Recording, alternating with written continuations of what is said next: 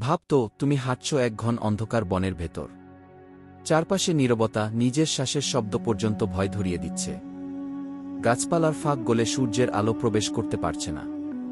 চারদিকে শুধু এক চাপা অন্ধকার। এটাই জাপানের ভয়ঙ্কর বন আওকিগাহারা। কিন্তু মানুষ একে ডাকে আত্মহত্যার বন বা সুইসাইড ফরেস্ট। আজকের ভিডিওতে জানব এই রহস্যময় বনের ইতিহাস, লোককাহিনী আর কেন একে পৃথিবীর সবচেয়ে ভয়াল জায়গা বলা হয়। আওকিগাহারা বন জাপানের মাউন্ট ফুজির পাদদেশে অবস্থিত। প্রায় ৩০৩৫ বর্গ কিলোমিটার এলাকা জুড়ে বিস্তৃত এই বন তৈরি হয়েছিল বহু বছর আগে ফুজি আগ্নেয়গিরির অগ্ন্যুৎপাত থেকে বের হওয়া লাভা ঠান্ডা হয়ে জমাট বাঁধার পর।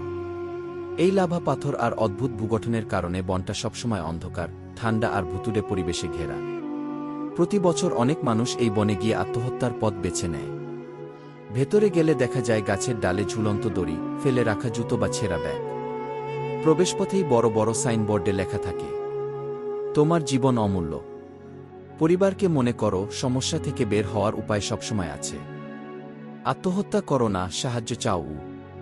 আওকিগাহারা বন কেবল একটি জঙ্গল নয়, এটি মানুষের নিঃসঙ্গতা, বেদনা আর অন্ধকারের প্রতীক। তবে একই সাথে এটি আমাদের মনে করিয়ে দেয়, জীবন অমূল্য। অন্ধকার যতই গভীর হোক না কেন, আলোর পথ সবসময় আছে।